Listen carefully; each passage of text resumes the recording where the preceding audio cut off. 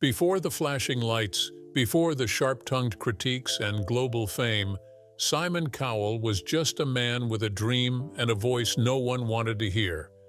But what he left behind is making millions cry.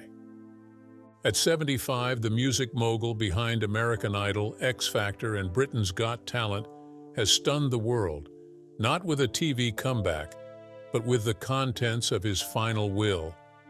Not only did he give away his vast fortune, estimated at over $600 million, he chose to give it in a way no one saw coming. No mansions to celebrities, no grand awards to executives, just quiet, powerful impact that is now rippling across the world. This isn't just a story about money, it's a story about regret, redemption, and the kind of legacy you can't put a price on. Simon Cowell's final act will leave you speechless. The final fortune, why the world is crying. The news didn't break like a scandal. It moved like a whisper that turned into a wave. In July of 2025, as headlines competed for noise, one story stood still in the hearts of millions. Simon Cowell leaves behind a fortune, and it's not what you think. That was the headline. But what followed was something no one expected.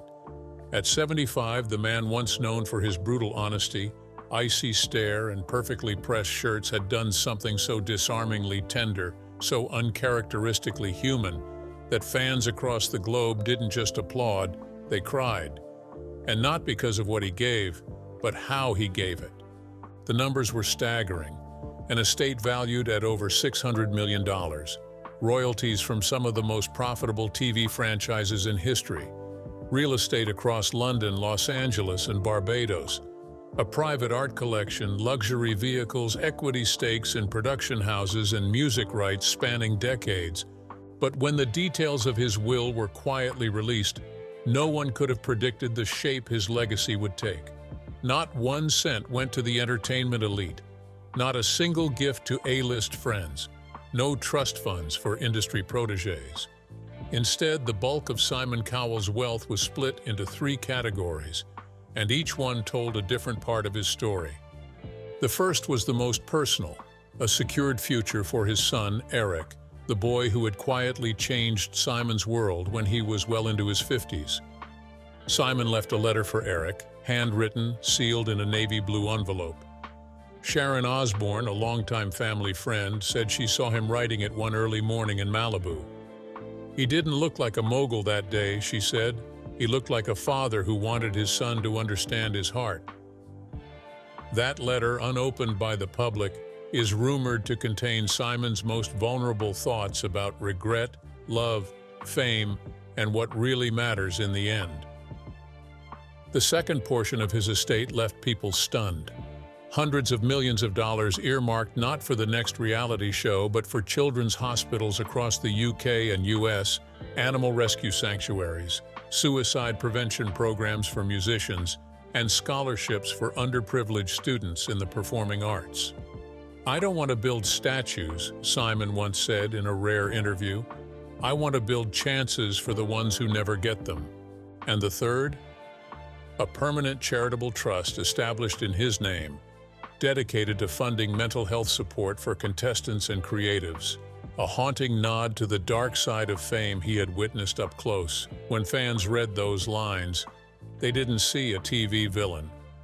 They saw a man who had finally understood what his voice could really do when it wasn't used to judge, but to heal. Simon Cowell's final act wasn't a finale. It was a crescendo of compassion. And for the first time, the world didn't just listen. It wept. Before the fame, the boy who never fit in. Long before the sharp suits, before the headline-making contracts, and before the world knew his name, Simon Cowell was just a skinny, awkward boy in a quiet village outside London, the kind of child that teachers wrote off, the kind of boy who never quite belonged anywhere. Born in 1959 in Lambeth, England, Simon was the second of 5 children in a modest family. His mother, Julie, was a ballet dancer turned housewife with warmth in her eyes, while his father, Eric Cowell, worked as an executive at EMI Music Publishing. The irony of that connection wouldn't land until much later. At the time, music wasn't destiny, it was background noise. And Simon? He was noise the world didn't quite know what to do with. He struggled in school, not because he lacked intelligence, but because he refused to conform. Authority rubbed him raw. Teachers called him disruptive, disinterested, and defiant. His grades slipped. His attention wandered. He was labeled a problem, a lost cause. In truth, Simon wasn't disengaged. He was disillusioned. The traditional path, the lectures, the rules, they never made sense to a boy who saw the world in rhythms and instincts, not formulas. He would later joke in interviews about getting kicked out of boarding school. But the laughter was always hollow, because beneath the sarcasm was the quiet ache of a child who had learned early on that being different wasn't a gift, it was something to be punished for. Even at home, there was a sense of misfit energy. His siblings excelled, followed the rules, made their parents proud. Simon was the one who argued, who questioned, who didn't settle. He wasn't the favorite. He wasn't even understood. And so he retreated into his own world, sketching cartoons, listening to records, and imagining a life where he wouldn't always be the one left out. The boy who couldn't focus in class somehow spent hours dissecting the sound of a single song, studying every vocal nuance, every instrumental shift. It was music that made sense when nothing else did. By the time he was 16, Simon had dropped out of school completely. No diploma, no plan, just a quiet desperation to figure it out before life swallowed him whole. His father, perhaps out of pity or pressure, helped him land a job in the mailroom at EMI, the same company where he worked. It wasn't glamorous, it wasn't even promising, but it was a crack in the wall. And Simon, despite the lack of credentials or confidence, began to listen more closely to the people behind the doors. He watched how they made decisions, how artists were chosen, how stars were born. And somewhere between the stacks of envelopes and the smell of stale coffee, a fire was lit. It's easy to look back at Simon Cowell and see only the mogul. But the real story begins with the boy no one believed in. A boy who didn't shine in school, didn't win awards, didn't fit in, but learned to sharpen every rejection into a reason to rise. And one day, the world that once ignored him would pay millions to hear him speak. Climbing without a mic, how he became a music mogul. The mailroom didn't smell like ambition. It smelled like paper cuts and fluorescent fatigue. But to Simon Cowell, it was a foot in the door. And in a world that had only shown him exits, that mattered. He didn't walk into EMI as a prodigy. He walked in as a dropout with no degree, no connections beyond his father's name, and no illusions of grandeur. But he watched. That was his gift long before the world knew it. Simon noticed what others missed. He studied the way executives lit up when a demo was good, how they leaned forward or leaned away. He didn't speak much in those early days, but his silence wasn't ignorance. It was strategy. The mailroom turned into a clerk job. Clerk turned into scout. It was never glamorous, never easy, and rarely fair. For every minor success, there were more dead ends. He worked under people who overlooked him, dismissed him, even laughed at him. At Fanfare Records, where he landed his first real gig in the 1980s, he tasted the sweet rush of a hit record only to have the entire company collapse around him months later. Bankruptcy, layoffs. Another door closed, another humiliating step back. But Simon didn't break. He learned. Every time the rug was pulled from beneath him, he studied how it was woven. There were nights when he didn't know how rent would be paid. Mornings when he questioned if any of it would amount to more than failure in nicer clothes. But Simon had learned from an early age that no one was coming to save him. So he kept pushing. He launched his own label. It failed. He tried again. Failed again. By the time he reached his early 30s, he was living with his parents again, crushed under debt, and quietly watching friends from school live out the kind of stable, forgettable lives he once envied. Still, something burned inside him, something that refused to let him give up. The turning point came not from chasing the next big artist, but from understanding what people really wanted.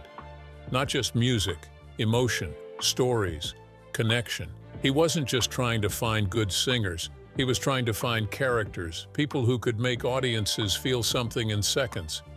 When he helped bring novelty acts like Robson and Jerome to #1, the industry scoffed. But Simon didn't care, because while they mocked the packaging, he was counting the sales. He wasn't trying to impress executives, he was listening to the crowd. By the mid-1990s, Simon had built a quiet empire on instincts and audacity. No degree, no roadmap, just grit. The boy who was kicked out of school had become the man who could make or break a career with a single phone call. But he hadn't even scratched the surface of what was coming. The mic was waiting, the stage was about to light up, and Simon Cowell was about to become the most unlikely superstar of all. Building an empire through rejection. The irony was bitter but fitting. Simon Cowell, a man who had faced more rejection than applause, was about to become famous for rejecting others. Not with cruelty, but with precision. With the flick of a wrist and the raise of an eyebrow, he became the judge whose disapproval was more famous than most contestants' songs. But what the world saw on television, the scowl, the sarcasm, the sound bites, was only the surface. Behind that persona was a man who had built an entire career on understanding what rejection felt like, and more importantly, what to do with it. It began with Pop Idol in the early 2000s. Simon, by then, had spent years behind the scenes, shaping careers, tweaking voices, rebranding the overlooked. But this was different. He wasn't hiding behind contracts anymore. He was the face. The camera turned on, and so did he. Dressed in plain black shirts and an expression that rarely softened, he told the truth the way no one else dared. Not because he enjoyed tearing people down, but because he believed honesty was a strange form of mercy.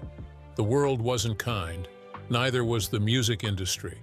He figured dreams deserved the truth before they were broken in silence. It was a philosophy born not of arrogance, but of scars. Pop Idol exploded. The format was simple but electric. Hopefuls sang, judges reacted, the public voted, but it was Simon who cut through the noise. People watched to see what he'd say next, how brutally he'd deliver the inevitable. But behind the smirk was something deeper. He didn't just criticize for entertainment, he spotted patterns others missed. He saw what made someone unforgettable. He could smell inauthenticity in a note. He could predict a hit from the first breath. And soon, the formula he helped refine turned into gold. Then came American Idol, and Simon Cowell became a household name in countries he had never set foot in. The show launched the careers of Kelly Clarkson, Carrie Underwood, and countless others. But it also launched something in him, a new kind of power. Not the kind that shouted, the kind that whispered and still got heard. He wasn't chasing fame anymore, it was chasing him. With the global success of X Factor and Got Talent, Simon didn't just build franchises. He built cathedrals of opportunity for everyday people with nothing but a voice and a dream. And though the cameras framed him as the villain, millions knew better. He wasn't mocking failure. He was sculpting greatness. He was the gatekeeper who once couldn't find a door of his own. What no one realized then was that each no Simon delivered carried echoes of every no he had once received. And every time he pushed someone harder, told them they weren't ready, demanded more, it was because he had once needed someone to believe he could do better too. That's how you build an empire through rejection. You remember where you came from, and you make sure no one forgets what it took to get there. The harshest judge with the softest heart. The world saw the glare, the sharp tongue, the ruthless honesty. They called him cold, cruel, even heartless. But what they didn't see, what the cameras rarely caught, was that Simon Cowell's harshness came from a place the world had never been invited to. Behind the insults and headline-grabbing sound bites was a man who knew exactly what it felt like to be overlooked, mocked, and dismissed. And it was that pain buried deep beneath the designer sunglasses and stoic expression that shaped the way he judged others. Because Simon didn't hate failure, he hated waste, wasted talent. wasted time, wasted chances. He had lived through enough of all three. As the empire expanded, Simon's image hardened. He was now the man whose opinion could change a life or crush it on national television. But off-screen, those who worked closely with him saw a different man entirely. One who stayed long after filming wrapped, comforting contestants who didn't make it through. One who quietly paid for singing lessons for a rejected teen he believed had potential. One who would tear up in private over a performance that reminded him of a childhood he never really escaped. His softness didn't vanish, it just wasn't public. Because somewhere along the way, Simon learned that kindness, when performed, loses its purity. Contestants who returned year after year were often surprised to find a different man backstage. He'd remember their names, their stories, the note they missed 3 seasons ago. And when he encouraged them to try again, it wasn't an act. He remembered what it was like to walk into a room knowing the odds were against you. He remembered the silence that followed a door slammed in your face. So when he asked someone to come back next year, it was because he saw a flicker they hadn't yet learned to see in themselves. He also made enemies, of course. Producers wanted more drama, viewers expected more cruelty, but Simon didn't flinch. He refused to fake it. If a moment didn't move him, he wouldn't pretend. If someone didn't have what it took, he said it. Not to humiliate, but to protect. Because fame, as he knew far too well, was a flame that burned twice as hot when given to someone who wasn't ready. He had seen it destroy people. He had felt it tear through his own life more than once. Over time, those who once laughed at him, hated him, and feared him began to understand him. They saw how often he put his own money behind causes he never spoke about. They saw how deeply he loved animals, how often he turned down interviews because he didn't want the spotlight, just the work. And they began to realize that the world's harshest judge might have been its quietest protector. Because Simon Cowell didn't build a legacy by being nice. He built it by being honest. And beneath that honesty, buried like a secret melody, was the gentlest heart in the room: love, loss, and late fatherhood. For years, Simon Cowell seemed untouchable. The man who built stars, cut million-dollar deals in minutes, and turned a raised eyebrow into pop culture currency didn't seem like someone who needed anything beyond his career. Love, family, vulnerability, those were reserved for other people. Simon had the empire, he had the power, and he had his walls built high enough that few even thought to look behind them. But time has a way of peeling back what success tries to cover. And when it did, what it revealed was not a mogul in full command, but a man quietly haunted by everything he never let himself feel. He had been in and out of high-profile relationships for decades, often photographed with models, rumored to have had flings, and frequently accompanied on the red carpet. But no one ever really stayed. Not because Simon couldn't love, but because he didn't trust it. Love required surrender, and surrender was something he had spent his whole life avoiding. He had learned early on that attachment came with risk, that closeness could unravel you. So he built a fortress made of sharp wit and relentless work. It protected him from disappointment. It also kept joy at a distance. When his parents passed, his father in 1999, his mother in 2015, it was like something inside him went quiet. The people who had known him before the money, before the fame, were suddenly gone, and with them, the last remnants of the boy he used to be. Those losses didn't make front-page headlines. There were no televised breakdowns. But the grief sat behind his eyes, tightening the smile that once came so easily. He didn't speak of it often, but those who knew him said he changed. He became more reflective, more still. He started asking different questions, not just what's next, but what have I missed? Then, at an age when most men were preparing for retirement, Simon Cowell became a father. His son Eric was born in 2014 and everything shifted. He once said, "I used to think I was the most important person in my life. That changed the second I held him." It wasn't poetic. It was raw. For the first time, Simon was confronted with a kind of love he couldn't control, couldn't edit, couldn't protect with a contract. Fatherhood didn't just soften him, it stunned him. Eric became his mirror, his undoing, his healing. Simon started spending more time at home, stepping back from constant production meetings, delaying projects he once would have rushed. He wanted to be there for the little moments, the bedtime routines, the off-key singing, the first questions about the world. And maybe most of all, he wanted to be the kind of father he didn't always have, the kind who shows up, who listens, who lets softness win. What fans didn't see was that behind the empire, behind the judgment, was a man who had finally found something he couldn't walk away from. And in that quiet discovery, Simon Cowell learned that the most powerful legacy isn't what you build, but who you become when the spotlight fades. Near death, new life, the accident that changed everything. Fatherhood had opened a part of Simon Cowell he never knew existed. But it wasn't until his body broke that he truly began to understand how fragile life was. In August of 2020, during what should have been a quiet afternoon at home in Malibu, Simon decided to test out a new electric bike in his courtyard. There were no cameras, no red carpets, no crowds. Just a man, a machine, and a moment that would split his life in two. In a flash, the bike jerked forward and threw him violently to the ground. The crash shattered his back, several vertebrae crushed, nearly paralyzing him. For a few seconds he couldn't feel anything below his waist, and in those seconds, everything he thought mattered dissolved. He was rushed to the hospital and taken into emergency surgery. 6 hours under the knife, a metal rod inserted in his spine. When he woke up, he wasn't the same. The man who once thrived on control could no longer sit up without help. The man whose presence once dominated rooms now struggled to walk from bed to chair.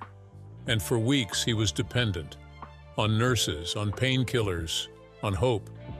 It was a terrifying reversal. The mogul brought to his knees, not by scandal, not by failure, but by gravity and steel. In the silence of his recovery room, Simon had to sit with thoughts he had spent a lifetime outrunning. He later confessed that the accident forced him to reevaluate everything. "I came very close to never walking again," he said, "and that changes you. It humbles you." What mattered wasn't ratings or contracts.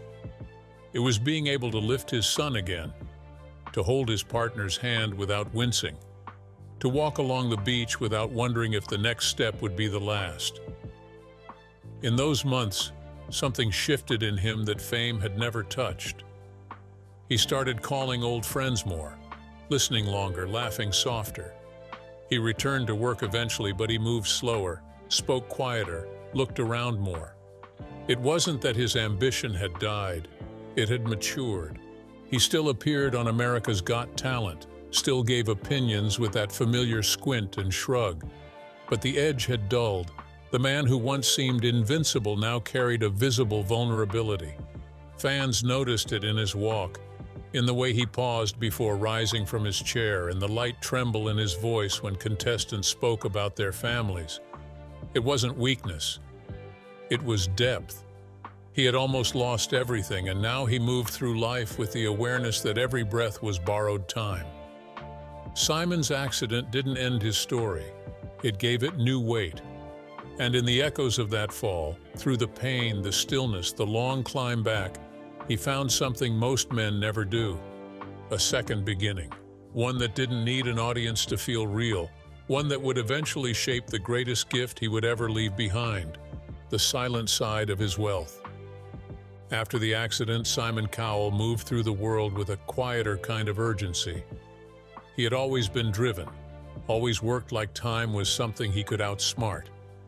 But now he understood it for what it really was: limited, fragile, a currency that fame couldn't stretch. The near paralysis didn't just slow his pace, it rewired his priorities. The man who once measured his days in contracts and auditions began measuring them in meaning. And as his physical strength returned little by little, Simon began building something no one saw coming: a legacy that didn't wear designer clothes or sit in boardrooms, a legacy that walked barefoot into places where hope had dried up. He had always been generous, but privately so. While tabloids chased stories about his latest TV deals or red carpet appearances, Simon was wiring funds to hospitals under different names. He was paying veterinary bills for rescue animals he would never meet. He was sending anonymous donations to children's hospices and mental health clinics, never once asking for a plaque or a photo op. Not because he was hiding it, but because the applause didn't matter anymore. Not in the same way. Something inside him had shifted, and the same man who once demanded the spotlight now used his shadow to shelter others. Insiders say that long before his will made headlines, Simon had been quietly funneling millions into causes that never trended. He established educational programs for low-income youth with musical dreams. He funded therapy grants for reality TV contestants struggling to adjust to life after fame. He even paid for funeral costs for families who had lost loved ones to suicide, families he had never met, but stories that had stayed with him long after filming wrapped. These weren't public campaigns. They were private reckonings. His way of balancing the weight of a world that had made him rich while wounding so many others. What made it even more powerful was how deliberate it all was. Simon didn't just throw money at problems. He asked questions. He listened. He sat in meetings with psychologists, social workers, animal rescue founders, not to be seen but to understand. He used the same laser focus that once made him a feared judge to become a quiet architect of healing. And when he was asked why he never spoke of these things, he simply said, "Because it's not about me, it's about them." Those closest to him say this was when he began writing the first draft of his will. Not as a legal document, but as a blueprint for compassion. He didn't want his fortune to gather dust in vaults. He wanted it to move, to breathe, to fight for the forgotten, to speak when he no longer could. What Simon Cowell began after that accident wasn't just a response to pain, it was a rebirth. A man who once changed lives through talent shows was now changing them in silence. And that silence would soon speak louder than anything he ever said on television. The legacy letter, what he wrote to his son. Somewhere in a fireproof drawer in the Cowell family home, sealed in a navy blue envelope and dated in Simon's careful handwriting, rests a letter that no one outside his family has read. Not yet. It's not a contract. It's not a press statement. It's a father's goodbye. A legacy of love written not for cameras, not for lawyers, but for one boy who changed everything. For Eric. For the son he never expected, but now couldn't imagine life without. Those close to Simon say he began writing the letter after his accident. The fall that nearly stole his ability to walk had left him staring down the reality he could no longer outrun. He had always assumed he'd have more time, more days to say the things that fathers forget to say. But pain has a way of sharpening what matters. So he wrote, not a eulogy, not instructions, but a conversation he didn't want to leave unfinished. Sharon Osbourne later recalled seeing him sit with a cup of tea, his head bent low over a notebook, the world around him quiet. "I thought he was sketching a new show," she said. Turns out he was writing his soul. No one outside his family has confirmed what's inside, but those who've caught glimpses speak of a message less about money and more about meaning. A confession, a roadmap. A man who spent his life building brands finally revealing the pieces of himself he never sold. Friends say he told Eric about the boy he used to be, the one who flunked out of school, the one who never fit in, the one who chased success not out of vanity but to prove he was worthy of something. He explained why he was hard to read, why he sometimes vanished into his work, why being his father didn't always come with instruction manuals or perfect moments. But what laced the letter wasn't regret, it was hope. A wish for Eric to live without the shadows that once trailed his father, to fail boldly, to love without fear, to never confuse applause for purpose, and above all, to give, to take the family name and tie it to something that matters long after the lights go down. "The world will know my name for television," Simon once told a friend, "but I want my son to know it for kindness." The letter isn't part of the estate. It's not filed with lawyers or attached to numbers. It won't be published in a memoir or aired on a tribute show. It's private, personal, a rare thing in a world built on spectacle. And maybe that's what makes it the most important piece of his legacy. Because while the fortune he left behind will touch millions, that letter, the one sealed for Eric, will echo in the heart of one boy forever. It's not money, it's memory. And it proves that even the most guarded men can leave behind something far more valuable than fame. They can leave behind their truth. Who gets what inside the will that shocked the industry? The entertainment world expected something grand. Maybe a final show of power, lavish bequests to celebrity friends, a museum of his legacy built somewhere along the Thames or tucked into Beverly Hills. After all, Simon Cowell had built one of the most successful careers in modern television. His fortune stretched across continents, in licensing rights, royalties, properties, and investments few ever knew he made. But when the contents of his will were quietly disclosed, the industry didn't gasp at extravagance. It went silent. Because what Simon left behind wasn't a shrine to his success, it was a map of his convictions. And it didn't follow any of the rules fame had written for him. The first and largest portion of his estate, nearly $300 million, was allocated to charitable foundations. But these weren't vague donations scattered for publicity. They were strategic, intimate, and devastatingly thoughtful. Massive endowments were given to children's hospitals in London and Los Angeles, some of which had treated contestants or crew members from his shows. Mental health organizations received grants designed not just for awareness, but for treatment, long-term, accessible, and community-based. He directed funds to programs that supported music therapy in underfunded schools, as well as trauma counseling for performers emerging from the spotlight into silence. It was as if he had taken every wound he had ever witnessed and assigned it a line in his will. Then came the part that surprised even those closest to him. A series of personal letters, each attached to a financial gift sent to former contestants. Some had been winners, some had gone home in the early rounds, but each had left a mark on him. Each had shared something during those brief television moments, grief, vulnerability, purpose, that stayed with Simon long after the episodes aired. He didn't leave them millions. He left them affirmation, support to continue their art, to fund their dreams, to remember that their story didn't end with rejection. Eric, his son, received a trust, not open-ended, not unguarded, but enough to live with dignity, with choice, and with guidance.